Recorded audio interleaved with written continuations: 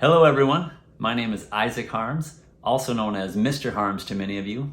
Just want to thank you for joining us at this Upper Elementary Teacher Conference. It's a real honor and a privilege to be a part of all these amazing teachers that are putting out such quality content. So thank you for joining us, and I'm sure you've learned a lot already. Hopefully this next half hour that we're together will also add value to your classroom. So thanks again for taking time out of your summer to join us. Looking forward to it. Let's dive right in. So today's session is entitled Why Study History? Engaging Today's Students with the Past by Mr. Harms. Being a social studies teacher, I'm definitely going to be coming from a historical social studies perspective, but this session is really for any teacher teaching any subject matter that would like to improve the engagement of their students with whatever they might be learning about. So I'm excited to have you join me on this adventure, but before we get started, make sure you take a picture of yourself attending this conference. Post it to your favorite social media account and tag me at Mr. Harms along with the hashtag EUTC2022, and you're going to be entered to win one of the fantastic raffle prizes that we have for you.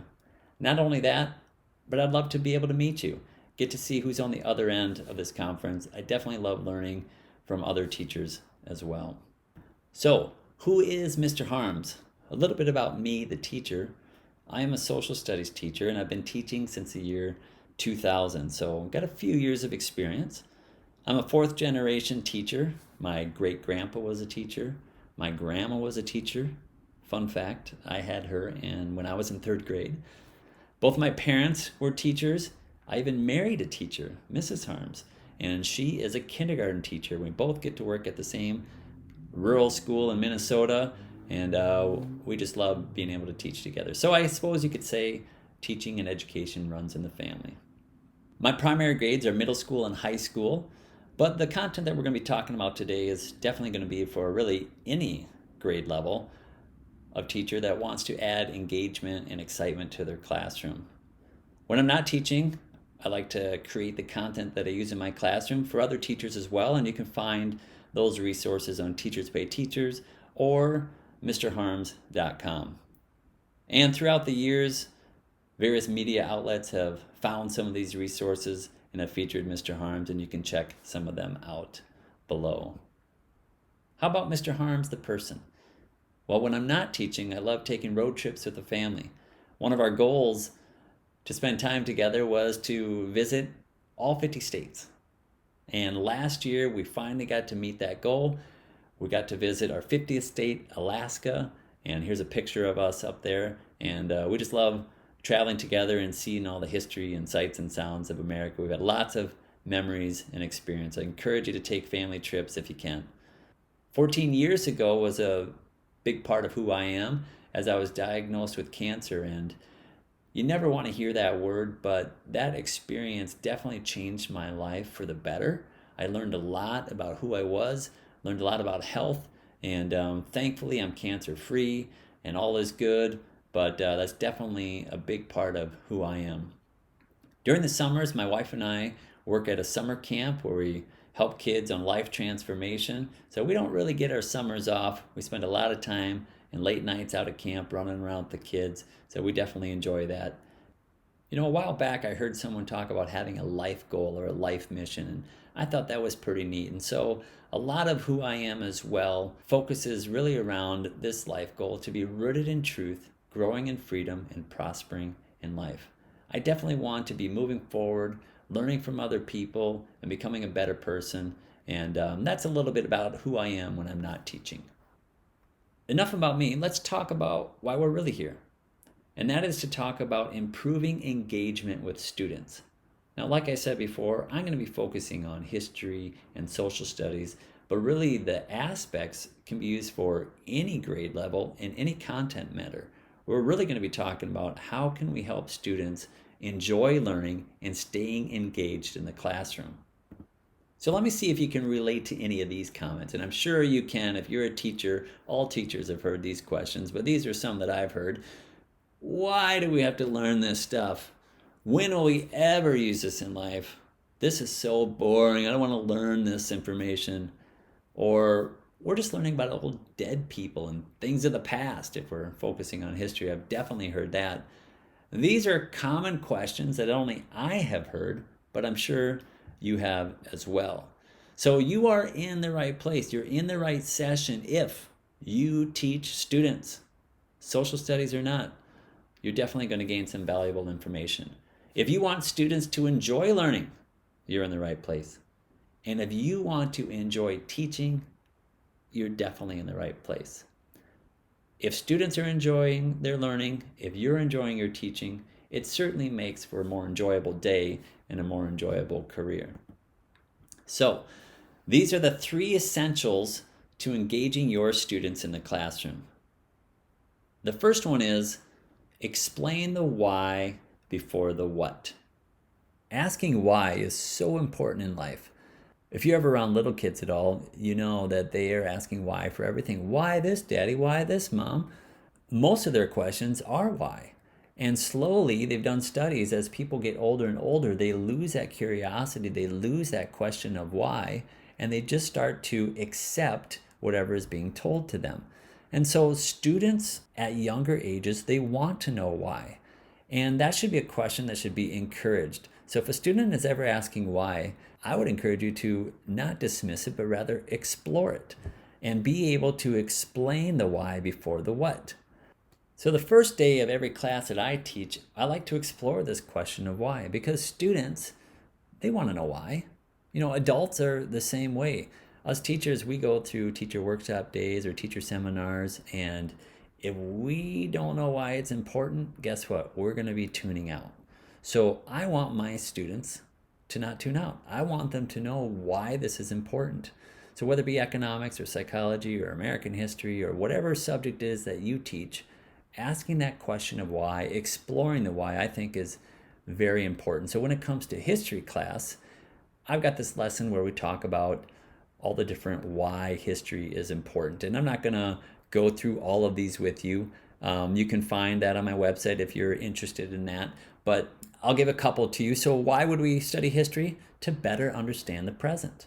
For example, in America, we can take a look at the present situation, and we might see various protests or arguments or whatever it might be, from Democrat to Republican to liberal or conservative, and people have differing views.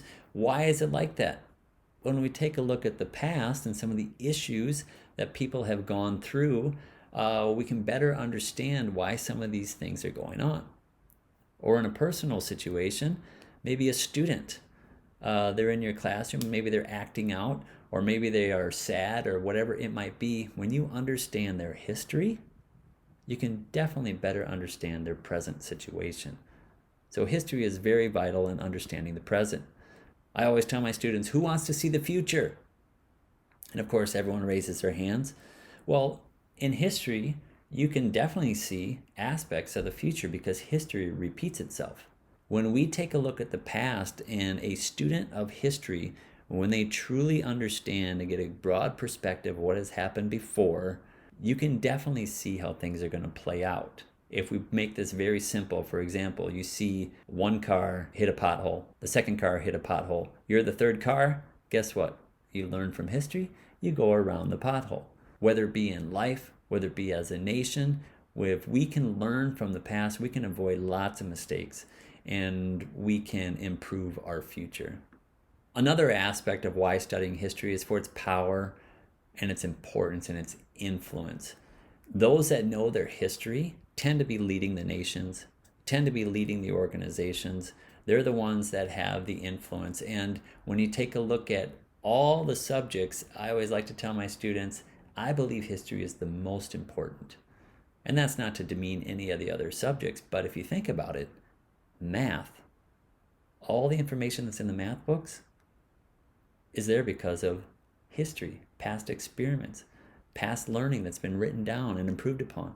Science is really history. Physical education, the improvement in records and sports and fitness, all of that, we continue to improve because we're looking at past information and past data. History is a study of the past. And if we do not study the past, we continue to start over at square one and we're never learning. So history is very, very important. So if we can help students understand the importance of a subject matter, in this case history, I think it really opens the eyes and opens the minds to have that connection so that students are engaged. I think a good quote that would support this is by Winston Churchill, and there's other people that have said it as well. Those that fail to learn from history are doomed to repeat it. And I definitely think there's some truth to that. So history is important, and those that know their history are definitely going to be set on a good trajectory toward the future. So explaining the why on any content before the what is vital to helping your students become engaged. The second one is this: the more you involve, learning can evolve. And when I think of evolve, I think of things that are adapting and changing and building upon the past to improve and become better. And if we want learning to continue to move forward and evolve, then we must involve the whole student and various aspects of that student. A quote by Benjamin Franklin says this: "Tell me, and I will listen. Teach me, and I will remember. Involve me, and I will learn." And that's ultimately what we want to get to in our classrooms. We can tell students, and that's great. Okay, we can teach them and show them. But when we begin to involve them, that's when I think true learning happens. And here's a picture of some students in my classroom. We do this Oregon Trail simulation. And it's one thing to talk about it, but when I started doing this whole simulation and the kids are involved with it, they talk about this for years to come. It's one of their favorite activities of being involved in the classroom. So I want to explore this second idea that the more you involve a student or a person, then learning can begin to evolve and build upon itself and improve.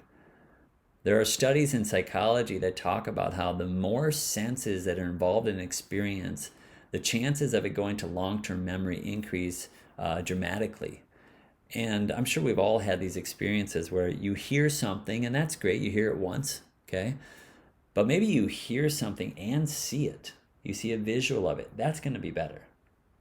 Or let's say you hear something, see something, and you get to feel something. Or you get to walk up and do an action or move with it. Or even if there's a way you could associate a smell. We've all had those experiences where a smell will take us back to it, like a childhood memory. You smell cotton candy and it brings you back to the times at the fair or whatever it might be. The more senses that you have in a situation, the better chance of the students being able to learn. When we are active, we're moving, we're involving the students even more. And so now they get to participate and actually be a part of the learning. And then, like anything, they say you got to hear something 7 times before it actually sticks and retains in your memory. If we can repeat the content, not just saying it 7 times, but experiencing it 7 times, that is definitely going to help our students become more engaged and actually continue to learn. Let me give you some specific examples of some things that I've used in my classroom to help involve more of the students so that they can continue to build upon their learning. So this first picture here is a picture of a lesson and activity that I do in my psychology class. And this one is super fun. It was actually featured on Good Morning America, and you can read more about it on my blog. We talk about sleeping and the stages of sleep and some of the things that happen while you sleep. And so we took notes, which is great. The kids get to hear me talk about it. They get to see the notes and some pictures within the notes. They get to write, which also helps them. And there's nothing wrong with note-taking. But to add to note-taking, obviously, is going to be even better in learning. So I tell the kids to find a quiet spot, and they begin to go to sleep. And I talk about this story, and I talk about some facts, and it's kind of a fun little thing. And eventually, they sleep for about 30 minutes. Some of them remember some things, some of them don't. And we kind of go back and talk about what stages of sleep they went through based upon what they remember. So it's a super fun activity. And because of this, I have kids that will call me up after they graduate talking about this lesson and the benefits of sleep. And they love it because more of their senses were involved in the learning. The second picture is something that I created. I wanted my students to know the presidents, and there's a lot of value in knowing the presidents, especially if you kids go into anything with American history. Obviously, to just remember a list, nobody's going to remember a whole list of presidents. So I thought, we need a jingle, right?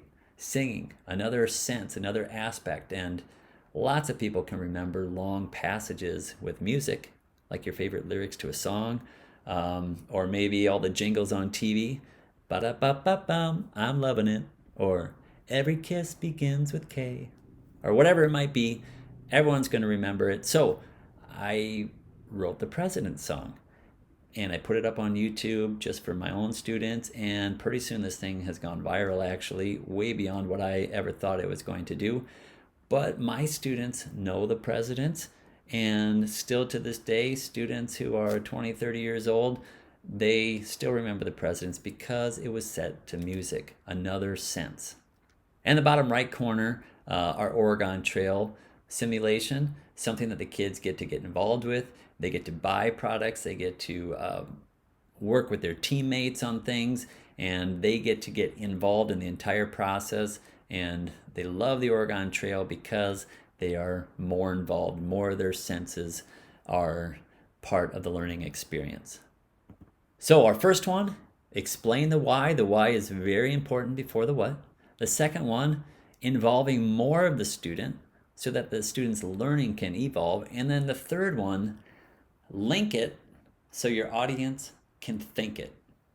It's so important to be able to link the content matter to the audience or to the people that are learning. Some of the best tips and examples for this point here are going to come from marketing. And there's a lot of teaching tips that we can learn from marketers. And as teachers, we are truly sellers, right? We're not maybe selling things for profit or for money, but we are selling content. We are selling learning. We want these students to come away with knowing some information. So we are selling our product, which is education. Everyone is selling something. And these marketers get it, right? Here's one quote that I think is beneficial. It says, there are a lot of opportunities that you can discover by listening closely to what your customers are saying. And our customers are students. We want to listen to what they are saying. What are they saying throughout the day? We want to be out in the halls with them. We want to be asking them questions beyond the classroom so we can understand their culture, their age level, so that we can bring the content that we know and help link it to their world. Another great quote is this: if you want to create messages that resonate with your audience, you need to know what they care about. And that is so true as a teacher as well. Our audience is our students. We need to know what they care about. And so if we are on their level, we can definitely sell to them the content, the information, and they're going to want to be able to listen more because we can relate to them. So marketers, they know what they're doing. They sell a lot of product and they know how to get to our level or link it to us so we start thinking about their product. And teaching is no different. A few practical aspects in this concept of link it so your audience can think it is this. It's so important for us to know as teachers that we are selling. We are selling our information, whether it be math or history or science. We are selling that to the students. We want them to know it. We want to know that it's important in life, that their life is going to be more valuable if they're educated. And we are selling this content. And in order to sell, we need to know our audience. So for example, how I'm talking today and the ideas I'm using, I wouldn't use with a kindergartner. I talk differently to adults. I talk differently to high schoolers, elementary, and if I were to teach kindergarten, I would talk differently that way. And so we want to know our audience. What does our audience think? How do they think? And how can we get our information that we're selling to them? How can we link our content and our lessons to their world, which is this last bullet point? One specific example that comes to mind is a student who wasn't very interested in my class, but was very interested in Pokemon Go. And so I thought, you know what? I'm going to download Pokemon Go and I'm going to learn about this. I walked around town trying to find different things with my mobile app, and it was fun. And when I got back to the classroom, weeks later, and got more familiar with this game, we were able to talk about Pokemon Go. And Pokemon Go actually came up in some of our lessons as well, about exploring and finding. And so these students began to kind of light up in class more so than I ever saw. And so being able to get into the world of these students is very important. Now, nowadays, Pokemon Go isn't really a big thing, but every year there's something that's exciting, right? Remember fidget spinners? That was a big deal. Whatever the thing is, we want to try to get into their world so we can link to them. Some practical examples that I've done in my classroom of linking my content to their world are explained in these pictures below. This first picture is of me holding a letter that I found in my classroom. And I told the students that I found this letter and they should really be careful. And of course, there's like, well, read it, read it. So I begin to read it, and sure enough, it's a breakup letter between two students, and it gets juicy and it gets exciting. And come to find out, it's a letter from the American colonists to King George. And of course, once they find out it's not a real breakup letter and that Mr. Harms wrote it, they start moaning and groaning and then start laughing. But they love this activity. And they know and they understand that the Declaration of Independence was just that. It was a big breakup letter. The colonists wanted to break up with the king. And this idea of American history and breaking away from Great Britain is such a key aspect to our American history class. And it involves so many of their senses. It links to their world. And they'll never forget the idea of what the Declaration of Independence is. This activity, too, has been such a hit with other teachers as well. It's gone viral on Instagram, and you can find more of that on my website as well. There's a blog post about it, too. This middle picture is a picture of my students doing a legislative branch simulation. We talk about how a bill becomes a law, and we take notes and those things, but throughout that process, my students actually get into committees, they write bills, and they submit them, and they talk about them, and they kill the bill in committee. It passes into the House. It eventually gets discussed, which they're doing here.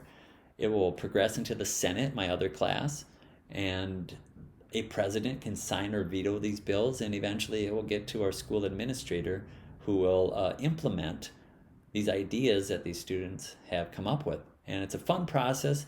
And we actually have real bills, real school ideas that come through this entire process and become law or become ideas implemented within our school. So it's a super fun way to learn about civics. And it really links the process to their world because they understand school. They don't necessarily understand all the politics of government, but they get the idea of how the legislative branch works. And this last picture is in an economics class where we talk about scarcity. And each group becomes a nation. We have Paper Nation and Scissors Nation and Glue Nation and so on. And these nations, that's all the resources that they have. And in order to work together, they got to trade. Their resources are scarce. They have a time limit. And eventually they have to work together to make the longest paper chains. And I happen to do this around Christmas time. So it kind of doubles as a room decorating contest as well.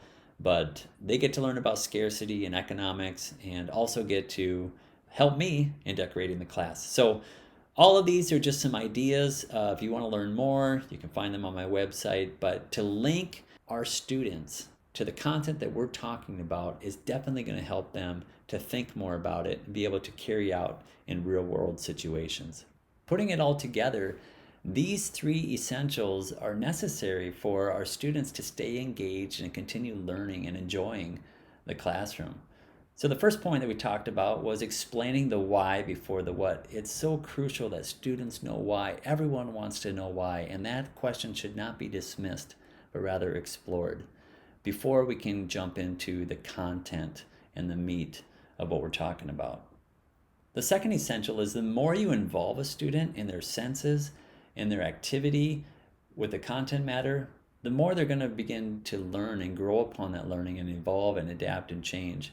And it's going to sink into their long-term memory that much better. And lastly, our third point was link it so your audience can think it. We are sellers. We are trying to get that information across to our students. And if we can know our audience, if we can link our content matter to their world, they're going to become more engaged and want to learn in our classrooms. As we bring this session to a close, I really want to thank you for taking the time to learn more about improving the engagement within our classrooms. If you'd like to learn more about Mr. Harms and some of the resources that I have, feel free to join my classroom. It's free. You can join the newsletter at mrharms.com/join. You can also scan that QR code right there, and that'll help you access the newsletter. I'd love to hear from you. I'd love to meet new teachers and learn and grow from them as well. So drop me an email at info@mrharms.com.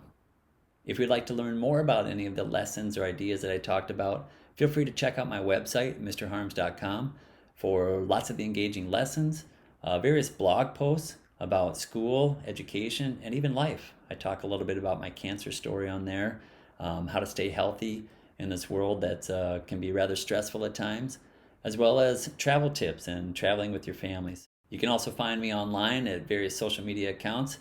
Just follow at Mr. Harms and see what Mr. Harms is up to these days. I'd love to get to know you. Feel free to drop me a DM as well. Instagram is probably the social media account that I'm the most active on, but I definitely have access to all the others as well. The President's Song on YouTube, and you can even listen to the hit song on Spotify and Apple Music. So once again, thank you so much for taking time out of your summer to join this session. I really, truly appreciate it. If you have any questions at all, please email me, info@mrharms.com. Drop me a DM on any of my social media accounts. I'd love to help you out in any way, and I'd love to learn from you as well. And remember, if you do have questions, you can also come back for my speaker chat. Put it on your calendar, Friday, July 22nd at 5:20 Eastern Time, and I hope to see you all there. Thanks again, everyone. I truly appreciate it.